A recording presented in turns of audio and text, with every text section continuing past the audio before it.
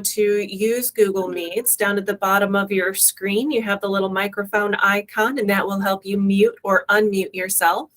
And we do ask that you keep yourself muted during the presentation to reduce background noise.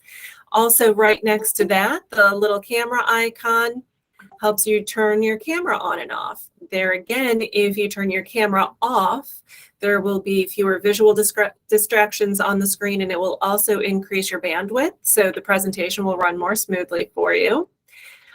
Take advantage of that chat box and the raise hand feature, especially for asking questions. And we always like to make sure that folks know how to use the chat box, which is in that lower right-hand corner, by exercising that now. So go ahead and tell us who you are and what locality you're from. And DHCD staff also use this opportunity to introduce yourselves and mention the programs that you work with, and we'll all get to know each other in that chat box.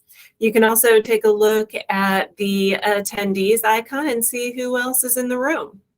We are going to be recording this webinar and making it available on the website afterwards. And Liliana, that is the go sign to start recording the webinar. Thank you so much for your help. I also want to, before I move on, thank Karina DeRoche for putting the intro and outro slides together for me, for setting up the registration, and all of our other staff here in the Economic Development and Community Vitality Office for their participation. My name is Rebecca Rowe. I'm the Associate Director of the Community Vitality Office here at DHCD. And our speakers today are Kathy Lowe with the Virginia Highlands Small Business Incubator and Sandy Ratliff with Virginia Community Capital. So we started our series talking about how to look at redevelopment of the buildings in your community. And then our second session was on finding the right developers to help with that redevelopment. And now Kathy and Sandy are going to talk about how you can now fill these rehabilitated storefronts or buildings with small businesses. And Sandy will be talking about this from the point of view of providing access to capital for either the real estate or the small business with her role with Virginia Community Capital. And Kathy is going to talk about this both in her role as the executive director of the Virginia Highlands Small Business Incubator and from the perspective of having been the mayor of the town of Abingdon. So thank you and welcome, Kathy and Sandy. I'm going to stop sharing my screen and turn it over to Sandy. Great. Thank you. Hang on and let me share my screen. And while Sandy is getting her screen up and running, we would like to note, go ahead and drop questions in the chat box. If you have them as we move through, feel free to raise your hand and staff will facilitate getting those questions to Sandy and Kathy as they are presenting. And Kathy, I'll let you start off by introducing yourself and a little bit about your background. So my name's Kathy Lowe. I was a small business owner for 30 years. I sold my business and returned to college at the ripe old age of over 50 and got an accounting degree and ran for Abingdon Town Council and won a seat that I served for 12 years. The last two were as the mayor, and I am now the executive director of Virginia Highlands Small Business Incubator, and we're an economic development facility serving the town of Abingdon and Washington County, Virginia. So we try to work with both governmental bodies to help recruit and transition businesses into the county. Thank you. And I'm Sandy Ratliff. I am with Virginia Community Capital. I've been with VCC for It's hard to believe over 5 years, but I've been working in economic, community, and small business development for over 30 years in Southwest Virginia. I tell people that's where Virginia starts, and a lot of great things have gone on over the years. I also serve on the Virginia Tobacco Commission. And, when I put this together, or Kathy and I put this together, I was thinking of it of, how over the years of helping small businesses, but also been involved in economic and development projects. So this is kind of where we're coming from on this. And I think what we all want to do in our communities is having thriving streets, merchants busy, especially with the holidays coming up, revenue up. And of course, our citizens, the folks that help pay our salaries, are happy with what we're doing. So this is kind of what we want to look at. And the areas that we're going to focus on this presentation is, of course, accessing capital. You have to have capital to launch and grow those businesses, as well as do projects downtown. Kathy's going to talk about why zoning is needed and how it works, as well as the importance of enforcing those regulations. And then I want to get more into detail about how you, as either a community leader or you're a developer, how you have those technical assistance preparations and resources handy to help those businesses, and give you some ideas of how to go about that. So let's get into talking about accessing capital.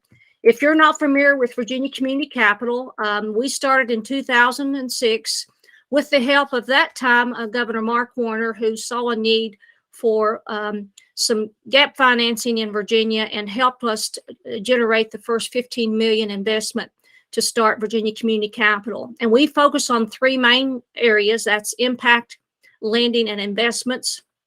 And we're proud that we've been able to turn around that $15 million initial investment into making up $1.92 billion impact in Virginia through loan support, helping create jobs, revitalize downtowns, and more. And we are not just any lender. We are a community development financial institution, which we're very unique. We're a nonprofit, but we have a for-profit bank. I think there's only 9 in the nation that's made like us. So that gives us access to grant funding and other resources that can help communities in putting projects together. What makes us different than a typical bank when we're looking at those loans, yes, we need a return on investment because we have a board of directors, but we're also wanting to look at the impact that that can make in that community. And we do a lot of helping with not only communities in getting ready, but helping small businesses get started and helping them support them as they grow in communities. Some of the lending programs I want to quickly mention. We do small business lending, anything from debt refinancing to working capital to business and franchise acquisition. And we do anything from $150,000 to about $9 million. We are also an SBA lender, as well as a USDA guarantee lender. Some special programs that you may not be aware that we do is we offer food access funding. It's hard to believe that in Virginia, there are regions that are in a food desert, and the access to fresh foods is very important. And we do have a food system financing program to help with either grocery store acquisitions, updating equipment, whatever that may be. And Lauren DeSimone is the leader of that program. We also are very involved in the solar energy lending program and do a number of projects in that. And then we also have a unique program called the Economic Equity Program for women and minority-owned businesses that we can provide some low-cost financing to help businesses not only getting started, but helping them to grow and expand. We're also in the real estate lending. We do quite a bit in the affordable housing, especially in the multi-tenant single-family investment property. Things like we did a project in downtown Marion to support the Emory and Henry College healthcare program, where we helped a developer take an old building in downtown Marion, and finish off the downstairs for retail space. And then the next 3 stories is for apartments to help with the demand for housing in Smith County. So we also work with historical tax credits and provide some gap financing. So we've got a great staff. If you're ever in the need for that, please give us a call and let us be a part of your project. Some financing buzzwords: as a developer and a community support organization, you're going to have businesses come to you and looking to help put a project together, or you as the leader are trying to figure out how can we put a project together. So just some things that you might want to look at as you're looking at putting your capital stack together is, what kind of personal funds are available to put in this project, whether that be a small business that wants you to help them to get into business, or as a community, what are you all going to be able to put into a project? And of course, you want to look at grants that are available, both local, regional, state, and federal programs that are available. And then you'll probably have to look at some type of gap financing, whether that's debt financing, looking at your local bank or a CDFI like us, and also using the equity in the property to help with the financing. Now, this may look a little elementary, but there's a reason I want to show this brief video, because again, from a community standpoint, when you're trying to help small business get started or to expand, there's some things that you may get hit with that you're not sure how to handle when you're looking at identifying and how you put capital together for a project. The same way for if you're the developer and how you put it together. So bear with me, and I think you will find some benefit from it. Oh no.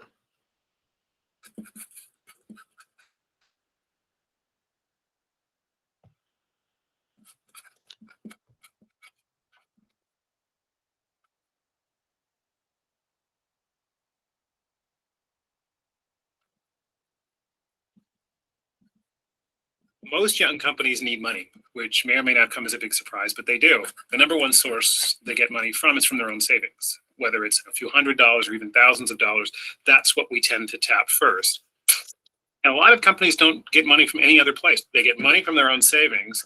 And then after that, they're lucky enough to be cash flow positive. They're profitable. So we talk a lot as if all companies require all sorts of external capital. And the reality is that more than half of young companies get all their funding from a combination of founder savings and then cash flow from the business.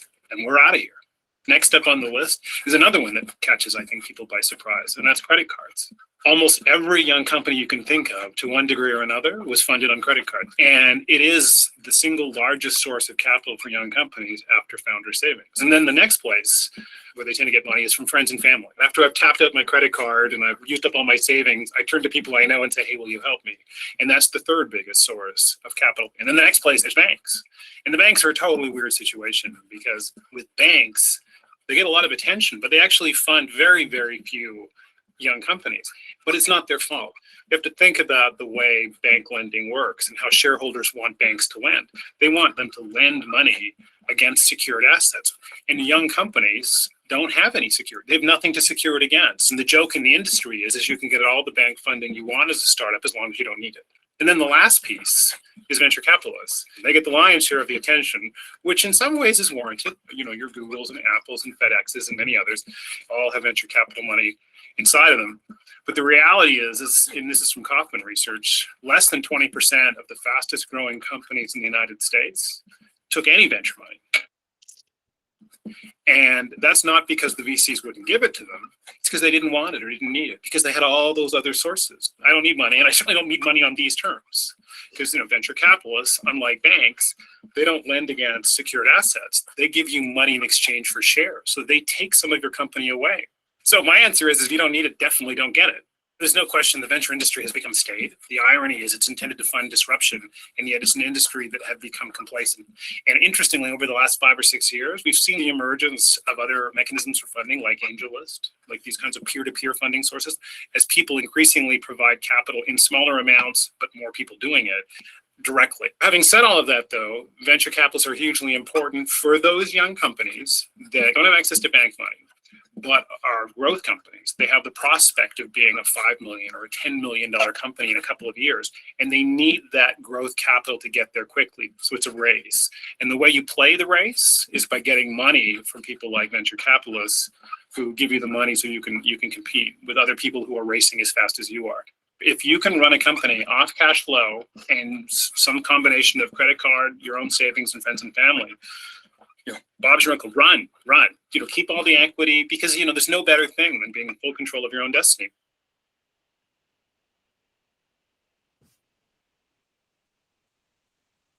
I hope that will help you and give you some ideas. Again, I'm looking at this as two perspectives, as a developer standpoint, but also for folks that are helping businesses, not only getting started, but as they grow and supporting them.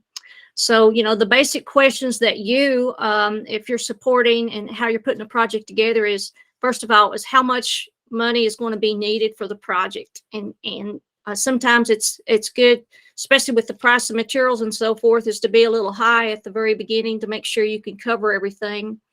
What will the money be used for? These are things that we're going to ask if you're coming to Virginia Community Capital or any debt financing organization, is what it's going to be used for.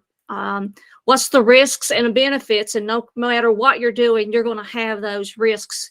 And will the benefits be greater than the risks? And is it worth going forward on? And how much personal risk can I tolerate?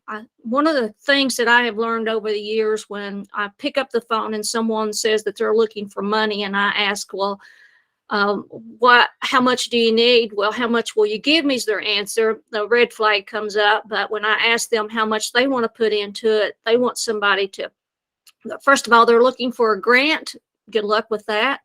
But they're also not wanting to put something into a project. So as a lender, those are all things that we look at to just see how important the project is.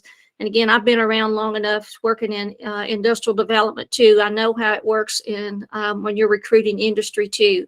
I've played those games as well. So basically there's four main areas that you're going to look for. Is A, what's grants available that are regional, state, and federal. When you get out starting this development, or you're in the economic development game, that's the first things you need to figure out is where my grant resources are at, what incentives that are available, and you really have to do your homework. And a lot of times, is it state incentives? Is there federal incentives? But sometimes your local and regional organizations have access to incentives that can help you.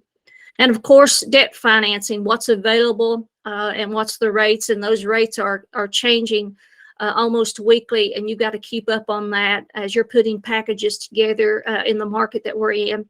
And of course, excuse me, equity financing, what's available.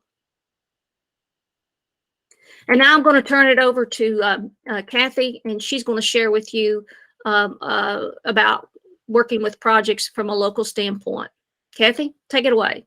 So I see that most of the folks that are on here are in economic development or work for a community. So I'm going to try not to be too redundant and maybe give you some tips on working with your town councils and your board of supervisors. These slides are things that you probably already know. Sandy, next.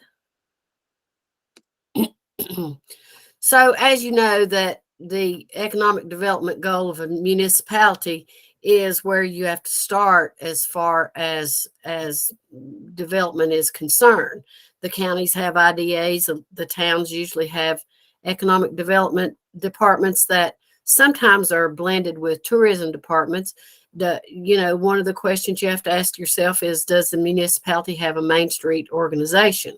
Because if they do, that's another group that you really want to work with. Do you have a planning department, or is it a community development department? What are your zoning and what are your ordinances? Are there things that you need to look at that that the government, the governing body, has to approve?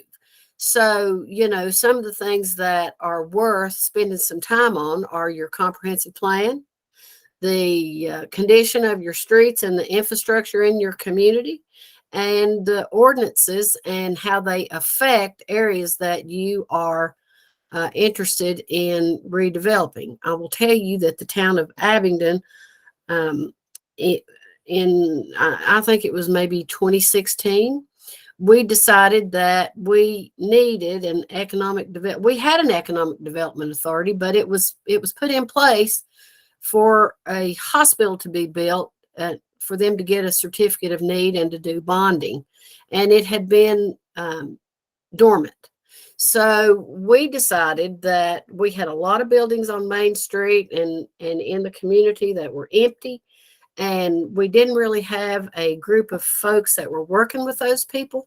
So the first thing we did is put an economic development director in place, and we did a inventory of all of the empty buildings, what the zoning was, what the former use was, and what gaps we had in our community as far as serving the public. Okay, next slide, Sandy.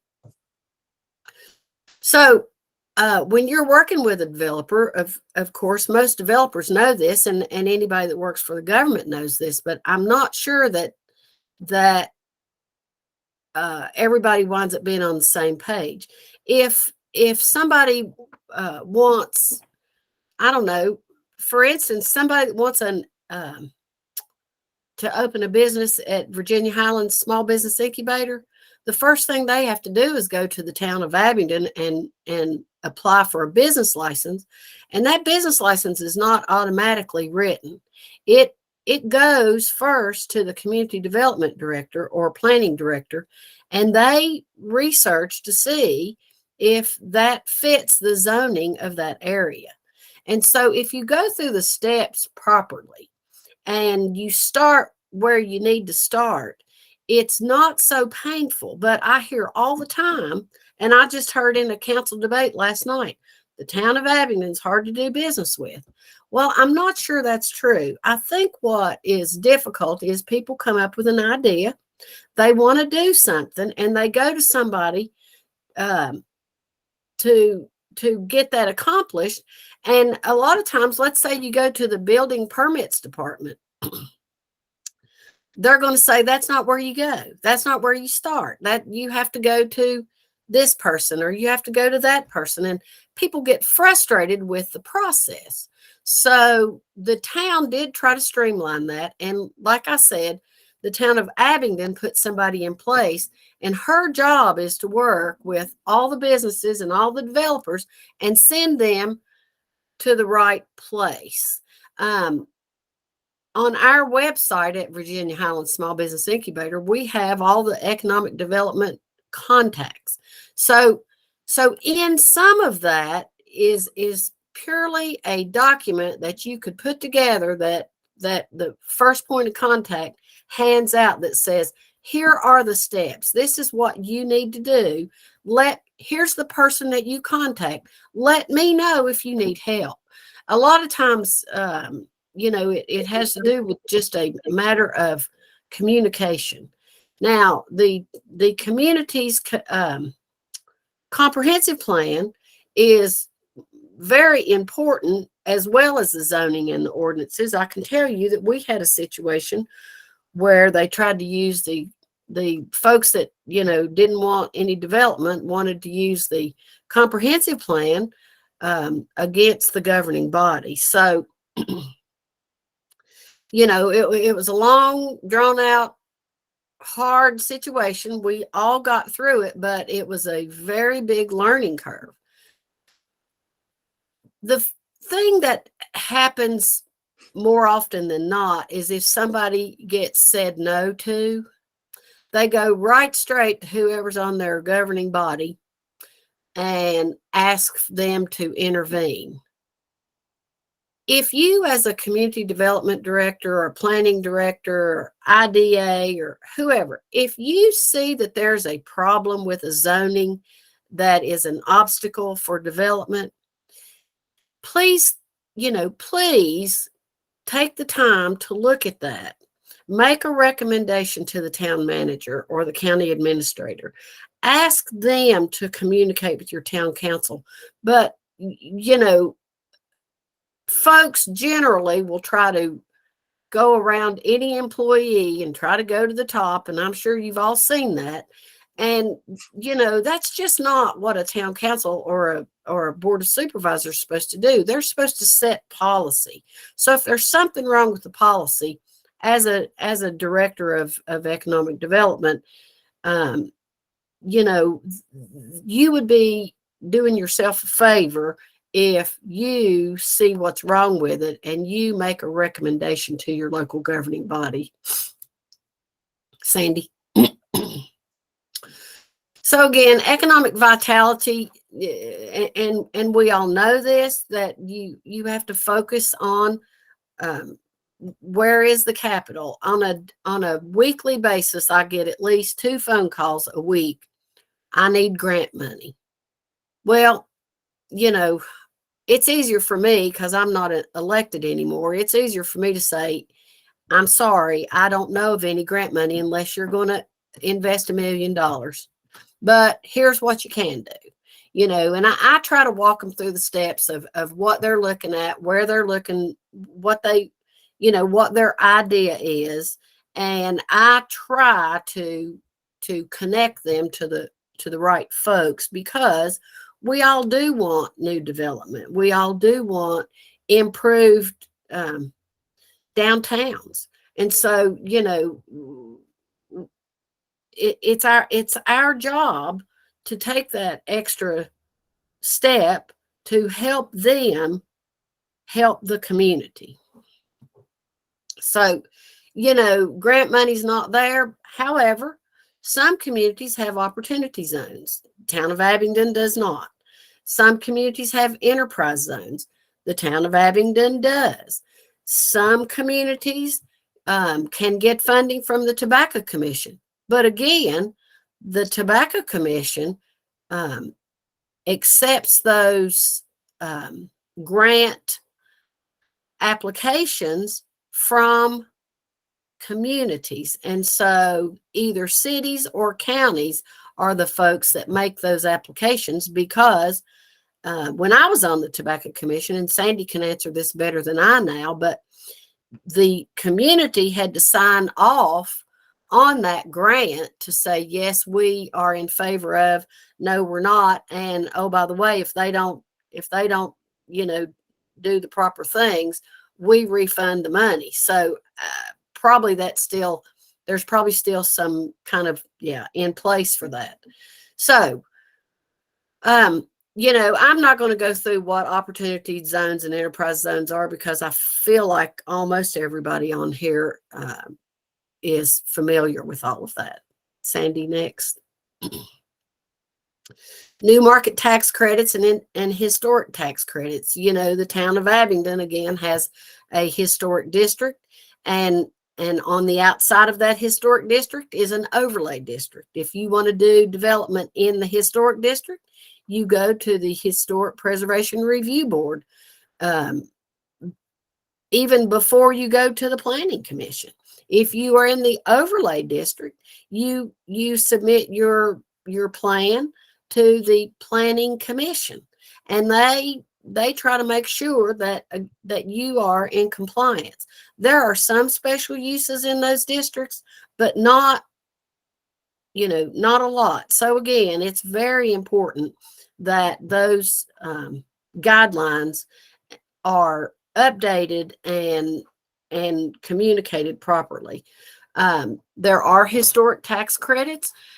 I am not as familiar with those, but I do know that there are federal historic tax credits and state historic tax credits. And some communities actually give community tax credits, where if you have let's just say $100,000 building and you're going to put another $200,000 in it, you know, some municipalities will only tax you on the $100,000 for X number of years because you have rehabbed that building. So new market tax credits are great for large projects.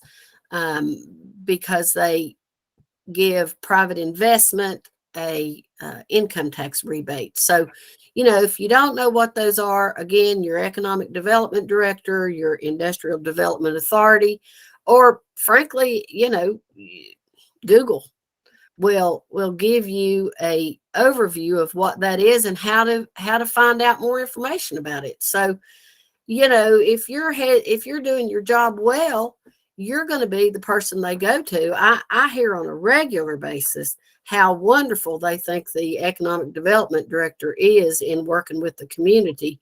And, we're going to take credit for that. Our town council put her in place, and she goes out of her way to help her constituents. Okay, next, Sandy.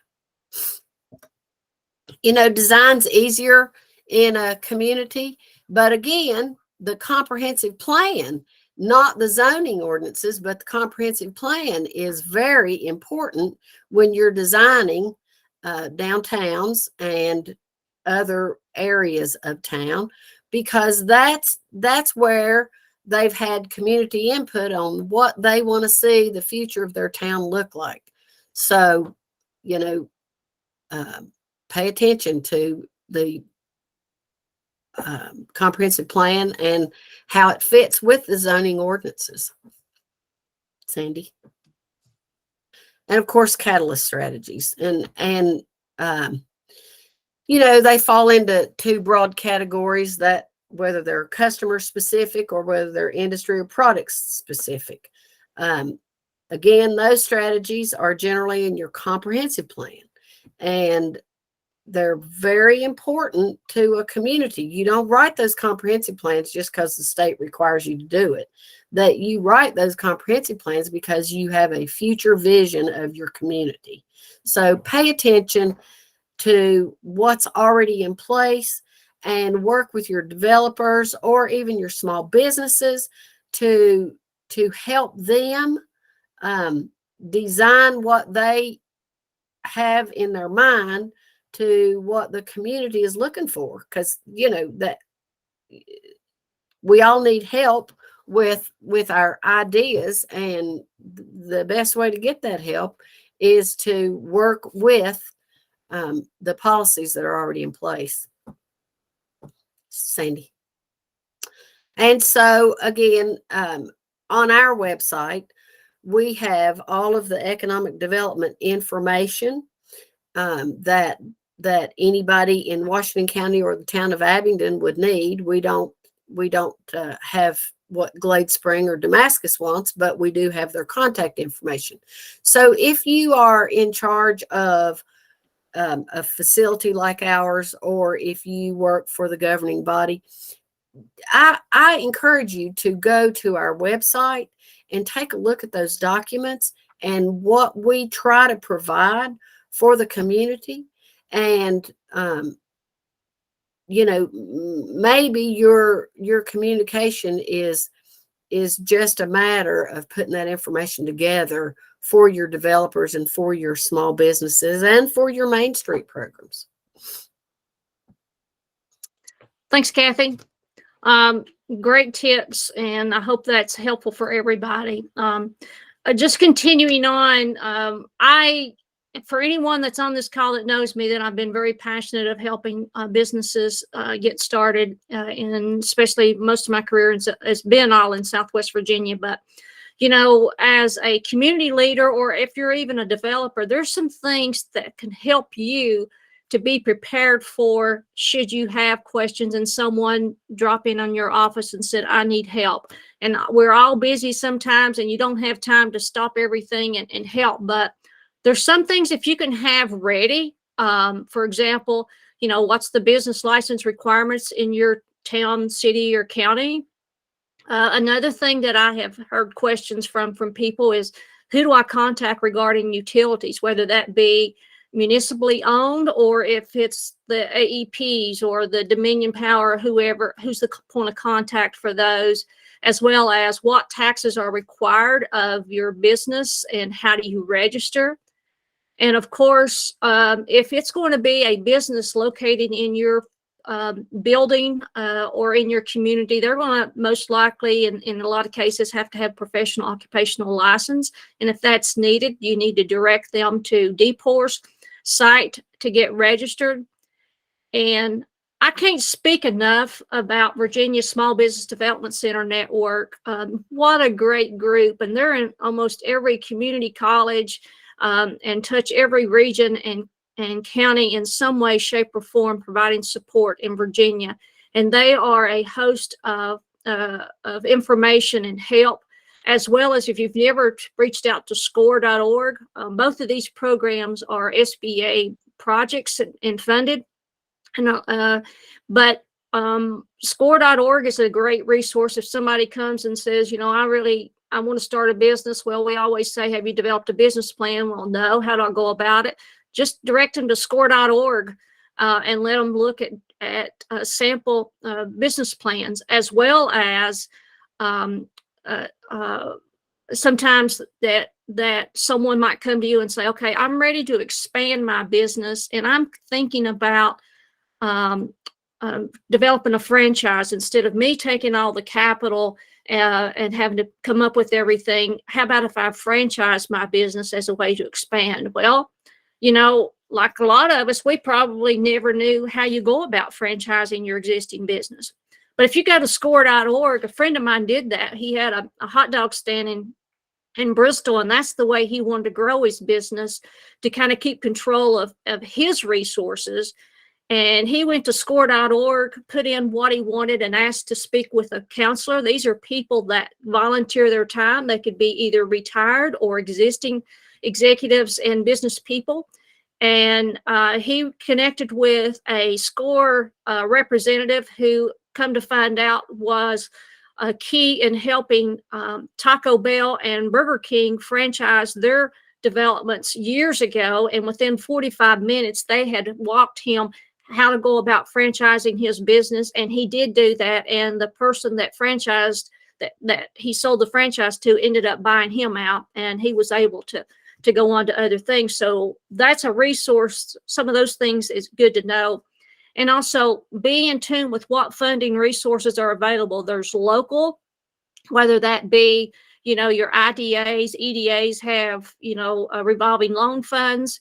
It could be regional organizations, community action organizations. For example, People Incorporated, that's located here in Abington. They serve a big footprint in Southwest Virginia, as well as up in the Shenandoah Valley. And they can provide some micro lending that Virginia Community Capital can't provide. So that's a resource. But knowing what's available is so helpful for folks, because you want to help them to not only launch those businesses, but to grow those businesses within your community, because helping someone locally start and grow, they're going to stay there in the long haul usually. And this is something that you could do easily within your organization, is just develop this little chart that I do, and I give that out when someone comes and I'm providing counseling as a backup. You know, who do you contact? How do you do it? If you're starting a corporation or an LLC, you'll have to go to the State Corporation Commission. If not, if you're starting a sole proprietorship, here's the link that they would need to do, how they do that on their taxes when they file those. The other things, if they're starting to hire employees, what they have to do. So that's something that could be handy for you. And if you'd like a copy of this that you can customize for your own use, just let me know. I'll be happy to share that with you. As well as, I've had a number of communities working with either their chamber, their IDAs and so forth, put together kind of a community engagement playbook where it lists all of these. How do you go about what each department, who do you contact, what they offer, just to make it easier. That, as Kathy mentioned earlier, that people come in complaining that I can't get any help, or it's hard to do business in that community. Well, you know, if you can put everything out there and you're handing it to them, it's hard for them to say, I can't get any help. You've got it all out there. Some other support resources that I do want to quickly mention is, I said the Small Business Development Centers and SCORE, but You know, I know in Southwest Virginia, we have some awesome planning district commissions, and they, a lot of them are on the forefront of what's going on in your communities. They are a vital resource that I think you should, if you're not tight with those folks, you ought to be, because they can really help your economic development efforts and small business efforts, as well as, of course, the state's Virginia Economic Development Partnership and what all they can offer. I know in years past, I've reached out to their research group just to help if there's a certain industry sector or I want to learn more about a business that's contacted me, especially in the economic development realm. I reach out to them to try to provide me some intelligence that can better arm me as I respond to those requests. Of course, not just because they're hosting this event, but DHCD is an incredible resource that I hope that you're relying on regularly. And there's times when you need your state and federal legislators to be involved. Keeping them educated and in part of your team, trust me, in the long run will help you as a developer and a community support government. And then I have to give the community development financial institutions a plug, since that's who we are. As I say, we're not just a bank. We can do quite a bit to support business, not only starting but expanding in Virginia. And we'd love to be part of your team. And I do want to mention too that a lot of people are not familiar with Virginia's Business One Stop, but that's a website that you can direct your clients to. That basically they, I think it's $25 to be a part of the to register on the site, but it will ask some questions of that person and their business, what they want to do, and then it will direct them to the other agencies in Virginia. For example, if I need a tax ID, it will take you to the Department of Taxation. The thing is once you've submitted, developed your account, all of your contact information will be there, and it will stream that process of applying easily, as well as Virginia Employment Commission and others. So I did want to point that out as a resource that you can share. So one thing, Sandy, on chat, Mr. David Bryant is asking about opportunity zones. Those, if the county or the city or the town didn't apply when they came out, they're not available for new designations. However, enterprise zones are available for new designations. And if you are a town, excuse me, if you are a town, you have to get those enterprise zone areas from the county. They have to be approved by the county. If you are a city, you can individually apply for enterprise zone. So I hope that helps.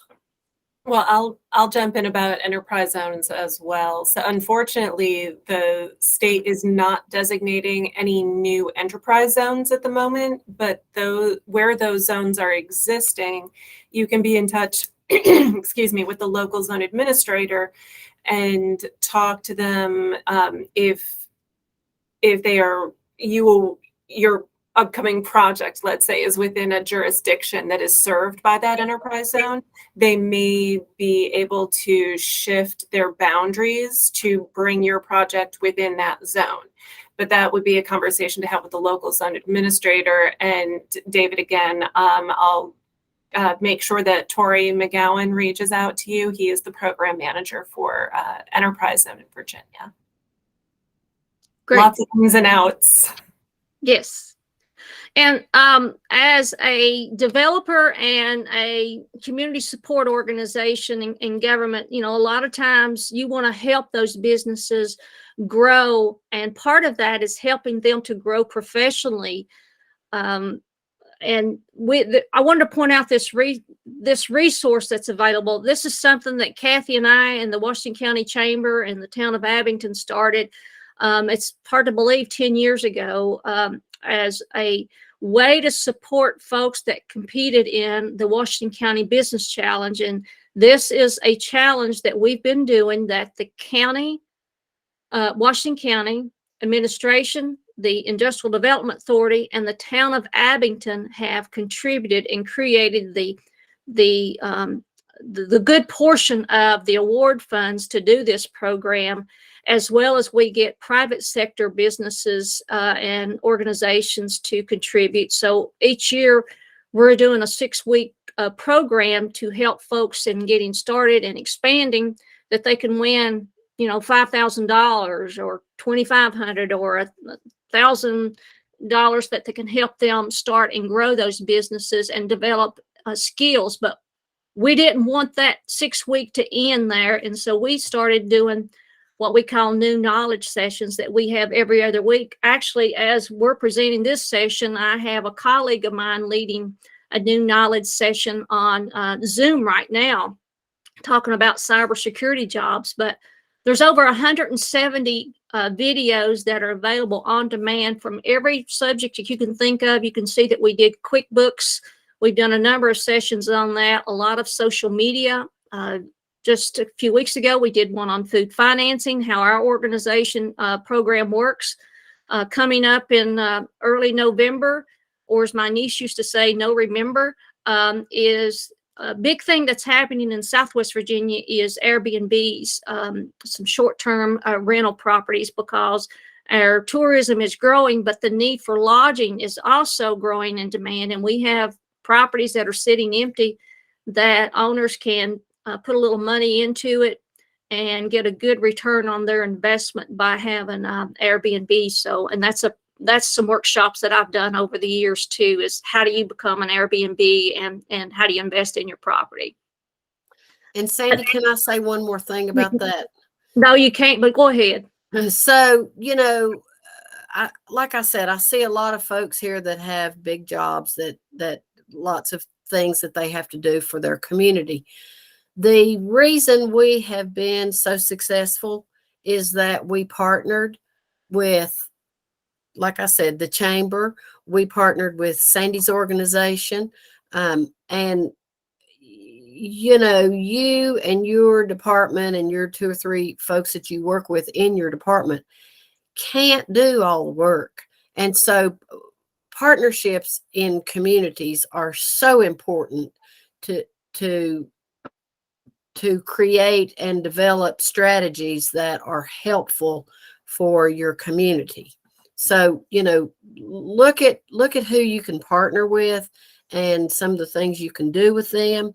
And there are strength in numbers. Don't you agree, Sandy? I agree. And I was just thinking about over the last 10 years of all the vacant storefronts and properties that are now filled and businesses growing, that doesn't mean that 100% do it, but you're connecting them with the resources and the organizations that can help them throughout their time in business. And I think I don't want to put words in the mouth of the folks in Washington County, but I think they've seen a good dividend from just those initial investments, and they just put it in their budget. In our case, the Washington County Chamber is the physical agent for this program, but you do need partners. Right now, the Marion is having their pop-up Marion Business Challenge. Ken Heath has had extraordinary success with his program. Also, Floyd right now is having their C4 Challenge. The town of Richlands, I think it's either, I'm not sure if they finished yet or not, but they're getting close to finishing their 2nd year of doing that. So communities are seeing the opportunities. And one of the things that Virginia Community Capital we've been able to do is kind of help some of these organizations get started, because we've gone through it. Kathy and I have learned some valuable lessons over the past 10 years, and we're happy to share that with other communities if you're interested. Speaking about a contest, I don't know if y'all have heard, but we've had this little thing come into Southwest Virginia, specifically in Bristol, called the Bristol Casino, that's run by the Hard Rock. I just saw a stat yesterday that their average income per day is $20,000. Basically, their first 23 days of operation. They opened up in Bristol at an old shopping mall where I used to go and spend time as a teenager. They put a temporary casino and opened that up on July the 8th. In their first 23 days of operation, their revenue was over 11 million, and they provided 2.5 million in tax revenue to not only Virginia, but one of the things about this development is percentage, 6% of those tax revenues go within those, the VDOT, Virginia Department of Transportation's Bristol District, which covers all the coal fields. One of the developers wanted all of the region to get a piece of this action. So this is not a Bristol project. This is a regional, Southwest Virginia regional project. And they just, the success already in a temporary facility has been extraordinary, far exceeding what anyone projected. But Virginia Community Capital, I'd received a grant to help women and minority-owned businesses back in the spring. And I went to an event that the president, Ali Evangelista at the Hard Rock, was there leading a panel discussion. And she was talking about not only their successes, but their challenges finding vendors, businesses that they can buy products and services from. And I thought, gosh, look at all the businesses in Southwest Virginia. The funding that I received was to cover all of the Appalachian Regional Commission's Southwest Virginia district. So that's 25 counties. And working with my friend Carl Nalbick with the Small Business Administration, we put this together, the first regional business pitch contest. It's actually a procurement contest. And businesses that can provide goods and services to the casino. And keep in mind, once that completes, the full build out for that facility will be in 2024, and it will have 2 towers of hotel rooms, which is about 700 rooms. It will have a large event entertainment complex. And then, of course, the full build out of the casino.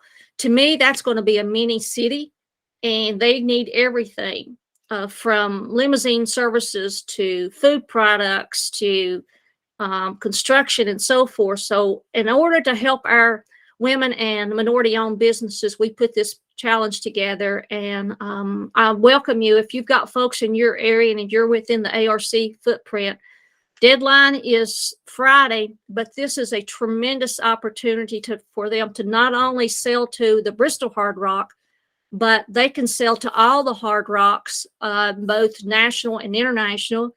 And then there's going to be 3 other casinos built in Virginia. And if they are registered and an approved vendor with the Virginia Lottery, then they can be that up close and be able to serve the other casinos that are going to be happening in Virginia. And trust me, folks, this is making an impact. They already have 600 people employed in Bristol, and that should double when they will build out. So there's the information. But I wanted to show you that this is an opportunity and something that you maybe could do if you can find the resources to do it, just to do something out of the box to help our small business. I'd rather that Southwest Virginia businesses get the money than Tennessee, Kentucky, North Carolina, West Virginia, our neighbors here. So kind of in summary, when you're looking at supporting small business, make the business services and resources more accessible. That's why they have a resource book available, or at least a front and page top flyer available to give out. Provide some on-site business consulting. That's what Kathy said, that the town of Abington's economic development and zoning administrator does. Help the business raise money. You're a great resource. You're in a great position. You can help them. Sometimes you have to, you win by talking them out of doing starting a new business. Because if you think if they want to be manufacturing 8-track tapes, there's no market for that. And for those that don't know what 8-track tape is, look it up. I've been around a while. Have all your small business government contracts, help them access government contracts. For example, Virginia, they purchase over $9 billion annually in goods and service and construction projects. That is a great market for your small business community. If they don't know about that, have them look into that. If they have questions, I'll be happy to give them the initial how to do that, because I've done that for years. But as well as the federal government is another market that they can expand their market. Create an environment that is business friendly, and consider doing what we've been doing, business workshops, competitions, anything that helps your businesses know, yes, you're important to us. Whether you're big or you're small, it all works together to make a good community that's winning. So thanks for being with us today, and I hope it's helped. You can scan this QR code if you want the slides, but here's our contact information, and I am going to turn it back over to Rebecca. Thank you, Sandy and Kathy. I will say that, most of the questions, we haven't had a ton of questions in the chat box, and most of them are asking for additional information on some of the upcoming VCC training. I have dropped some links to VCC's website and general trainings in the chat box, but folks are asking for more information on the short-term rental webinar in November. Okay. We're happy to do that. And you can also find archived ones on YouTube as well that we've done.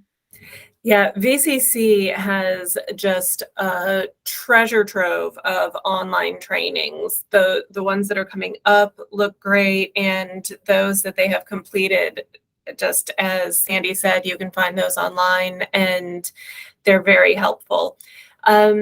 Sandy, the other question we are getting is around the playbook that you mentioned and how folks can access that.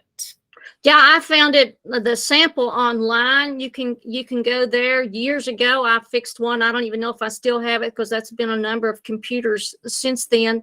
But if I can find anything, I'll be happy to share with you, Rebecca, and you can share that with folks. Sounds good. So yeah, folks, as we have been wrapping up each of these sessions, DHCD staff is diligently taking notes. And then on Friday at virginiamainstreet.com, we will be posting the recording of this webinar, as well as the slides. And if there are any other resources that we're able to share with you that we get between now and then, we will include those as well. And you can also stay tuned to VCC, stay tuned to virginiamainstreet.com, and you will continue to see any of the announcements or additional information that we have coming out. So now that the slides are off the screen and the official part of the presentation is over, does anyone want to raise their hand or unmute themselves and ask either Sandy or Kathy a question? I only want the easy ones. Kathy can have the hard ones. Right. And so there's two different, Rebecca, you put the Virginia Community Capital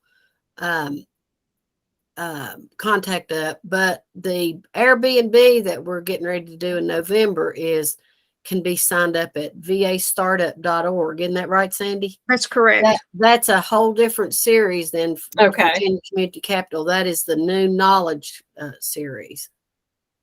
But again, on the YouTube channel, New Knowledge, as I said, there's probably 180 workshops now that are there. If someone says, I need to learn how to put a Facebook profile, or how do I use social media, what's hot in marketing, we do, as I said, we do them every other week.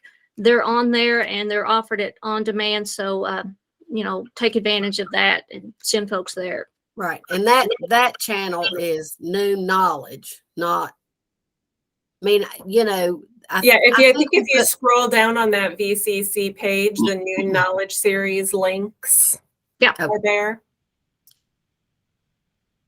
Well, I'll keep talking just for a few minutes if folks have any additional questions. I wanted to follow up on some of the items that Sandy was talking about as well with small business plan competitions, those 6 to 8 week training series. Our department has the community business launch program, and we just had those announcements for this fiscal year come out a few weeks ago, and we are gearing up for fiscal year 2024 already here at the end of calendar year 2022.